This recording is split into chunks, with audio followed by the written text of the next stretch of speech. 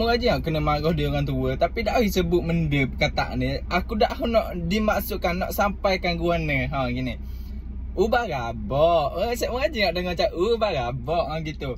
Macam aku dulu kan aku biasa aku minta pitih dengan arwah ni aku macam ni pitih 3 sen gitu. Lepas tu arwah ni aku ni biasa bagi seria gitu.